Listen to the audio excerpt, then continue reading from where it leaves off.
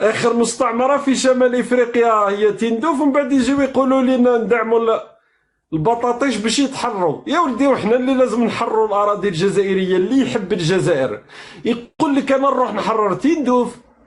حنا دركا تسمى الانسان ناضل من اجل الاستقلال. الناس ماتت من اجل استقلال الجزائر، وناس ضحات وناس جاهدت وناس قاومت، تحررت جل الاراضي الجزائريه، لكن بقات تندوف مستعمره من طرف البوليساريو.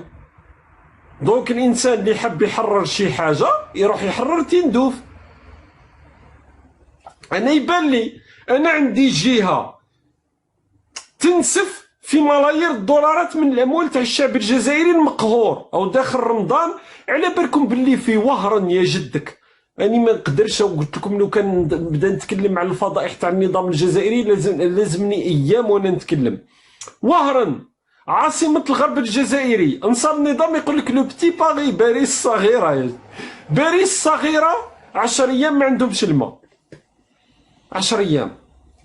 وتبون عنده سنتين قال لهم شوف الماء لو كان يتقطع اكثر من يومين في وهران، قالها في وهران راهي تصرى كارثة، او 10 ايام في 2024.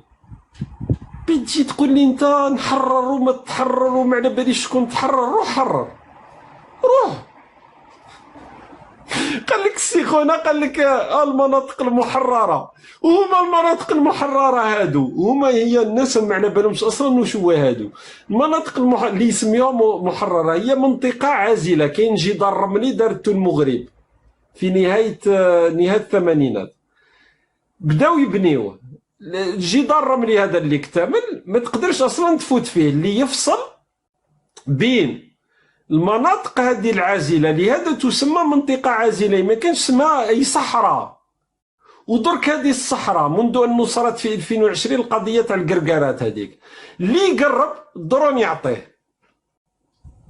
والدليل انه الشاحنات الجزائريه لما دخلت قصفت، لان دخلت الاراضي ما لازمش تدخلها. المينورسو ما هضر ولا شيء. انت واش ديك المناطق عازله؟ لا انا اسكو ما تظنش باللي لو كان الصحراء تطيح 100% مروكيه، الجزائر راح تنقص من الحدود تاعها، يعني ولا الصحراء تعلن مغربيه. هل لا تظن بان الجزائر راح في الحدود تاعها راح تنقص؟ لانه خويا اعطيني عمليه ارهابيه وقعت في حدودنا الغربيه في السنوات الاخيره، تفضل. السنوات الاخيره ارهابيه كاين سائقين ماهيش ارهابيه، هذوك سائقين راحوا دخلوا لاراضي ماهيش اراضي جزائريه او اراضي النظام تسمى منطقه عازله. الدرون عطاهم للراس. خويا واش راح ندير لهم انايا؟ تما انت خاطيك انت. اوكي خلاص هيا فهمنا. اوكي دوك نشوفوا هما مستقبلا نشوفوا الجزائر ولا راح تنهار كيما راك ما عطيتنيش بصح العمليات. انت قلت لي الحدود تاعنا قادره تنفجر، اعطيني التهديد اللي يجي من الحدود الغربيه في السنوات الاخيره، تفضل. لا التهديد باين، تهديد كل المغاربه المرار كرامي يطالبوا بالصحراء الشرقيه. شكون الصحراء الشرقيه؟ جاو راهم في الحدود جابوا السلاح وصادمين خويا. لا مازال.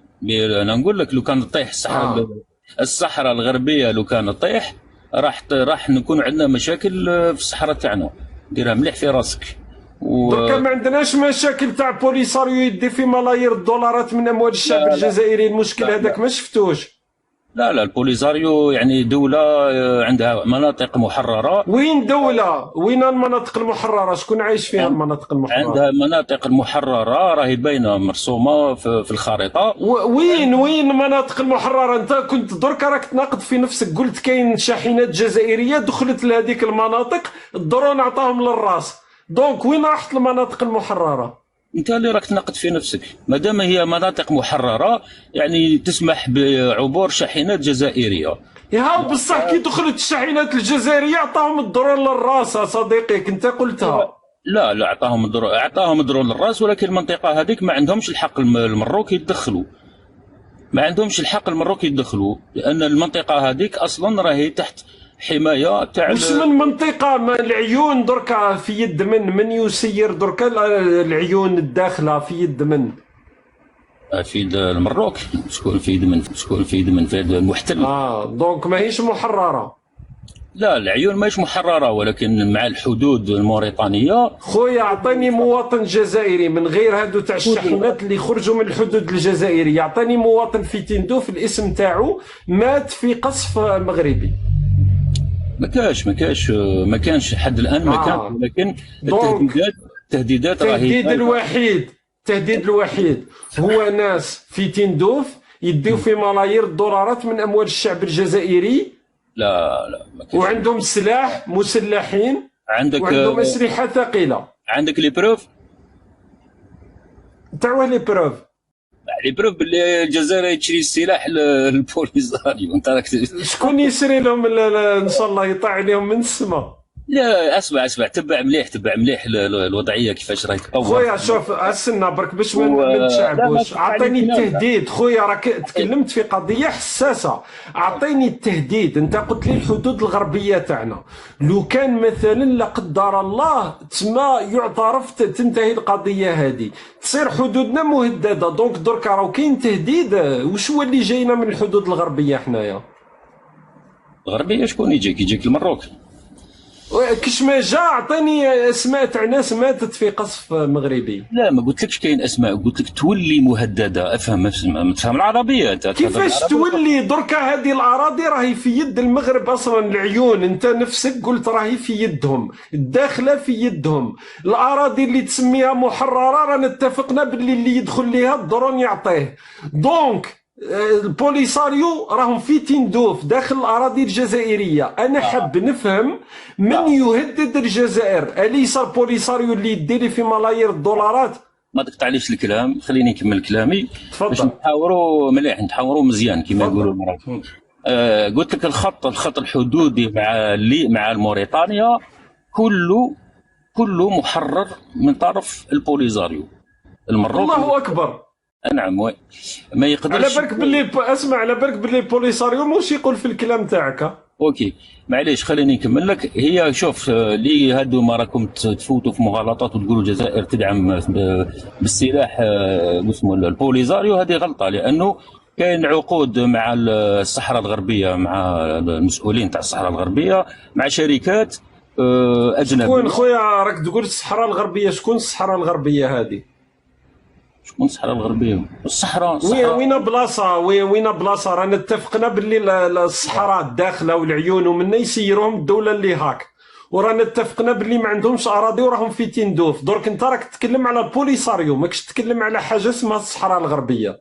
اوكي المهم الخط الحدودي مع موريتانيا راه محرر. خويا ما كان حتى خط حدودي مع موريتانيا. الموريتانيين راهم تعرضوا الى القصف داخل المناطق هذيك، وراهم يضلوا يشكيو. يقول لك هذوك مساكن اللي يروحوا يسترزقوا ينقبوا على الذهب في بعض الاحيان يتجاوزوا الحدود، الدرون تاني يعطيهم للراس. انا مانيش انا الدرون الله غالب خويا.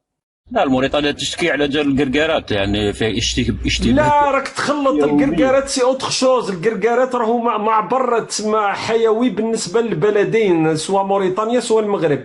حنا نتكلموا على مناطق مشتركه بين موريتانيا والمغرب في بعض الاحيان، مع المناطق العازله بين موريتانيا والمناطق العازله. بعض الاحيان منقبين تاع ذهب موريتانيين قتلوا للاسف ورحمه الله عليهم، قتلوا في قصف بالدرون المغربيه في المنطقه. اللي يدخل للمنطقه العازله الدرون يعطيه للراس، سواء درون تركي سواء درون اسرائيلي. اوكي المهم قلت لك عندهم عقود مع شركات، داروا عقد عندهم واحد 6 شهور مع شركه استراليه اللي تستخرج مع، نسيت اسمها الشركه، ولكن حوس جوجل تصيب الارتيكل. من وين يستخرجوا المعادن؟ من مناطق المحرره الصحراويه. خويا المناطق المحرره راهو يسمع الكلام تاعك المينورس وهذا راهم يجيو يصدموا على المناطق المحرره. راه واحد ما يقدر يدير حاجه في المناطق المحرره، راه الدرون يعطيه للراس مره اخرى. راك انت المشكل تاعكم خويا، نقول لك حاجه، المشكل تاعكم راكم ما على بالكمش اصلا ما هي البوليساريو، ما هي الصحراء الغربيه، ما هي الصحراء المغرب، ما على بالكمش اصلا بالتفاصيل. راك من الصباح تحكي تخلط بين القرقارات وتخلط بين المناطق المنطقه العازله، وما على بالكش باللي البوليساريو راهو في تندوف، راهم في تندوف فقط. ما على بالكش باللي عندهم سوق يبيعوا فيه المواد الغذائيه للجزائريين، ما على بالكش باللي عندهم يستوردوا سيارات اكثر من 3 سنوات، ما على بالكش باللي الطائرات العسكريه عندهم الاولويه فيها قبل للجنود الجزائريين. الناس هادو، انا المشكل تاعي كجزائري دركا القضايا الامنيه، انا مستحيل شوف لو كان تقوم جمهوريه، هذه اللي يسميوها الجمهوريه العربيه في شمال افريقيا، انت اللي تتكلم على الامن، لو كان تقوم جمهوريه هذه وش يصرى؟ اقتتال، انقلابات، يتقاتلوا هما اصلا الان يتقاتلوا بين بعضهم تاع البوليساريو. دونك المنطقه راح تنفجر. علاه درك فرنسا راه يتغير في موقفها، اسبانيا غيرت موقفها، الولايات المتحده الامريكيه، لانه ولا واحد. علاش محمد بوضياف رحمه الله عليه موقفه كان ضد قيام البوليسار الدوله هذه تاع الجمهوريه العربيه؟ علاش فرحات عباس في السبعينات قال لهم راكم ديروا في كوارث لما تدعموا هذه؟ لانه قال لهم اموال الجزائريين وين تروح، لانهم يعرفوا بانه تهديد على المنطقه. الناس هادو تاع البوليساريو، هذه هي القضيه وما فيها خويا. صح صح.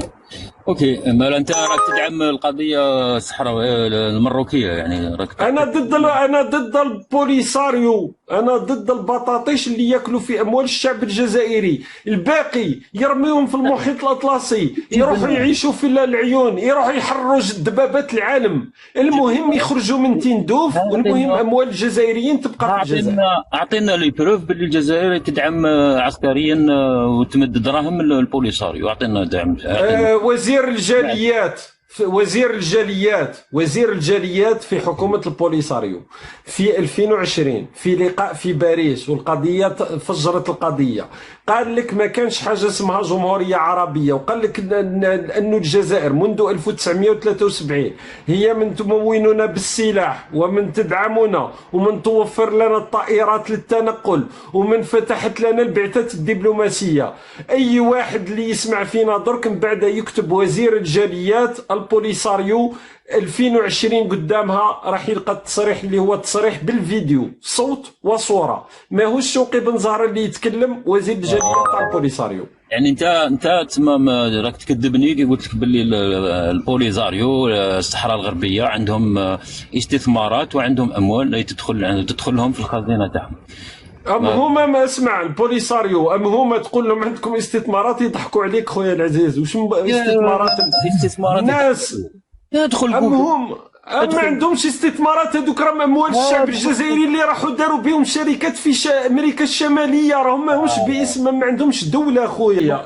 شكرا على مرورك، وان شاء الله تكون فهمت برك، هزيت انه الفكره اللي راك كنت هازها اصلا راك خارج كليا المنطق، وراك خارج كليا الواقع. الحمد لله مانيش خارج من المنطقه، وانا متاكد باللي هذا المخزن راهو يهدد في الحدود الجزائريه، وراه يطالب في مناطق في اراضي. ما لا شوف المره الجايه راني قلت لك باش تكون، انا راني نعاونك باش يكون الكلام تاعك عنده وزن وهيبه ومواقف، ماشي كيما النظام الجزائري اللي قال عليه لافروف لا وزن لا هيبه لا مواقف. جيب لنا الاسماء تاع ناس ماتوا في قصف مغربي داخل الاراضي الجزائريه، جيب لي تهديد في الحدود الغربيه، هذاك الوقت انا اول واحد نولي نقول لك راني مع البوليساريو.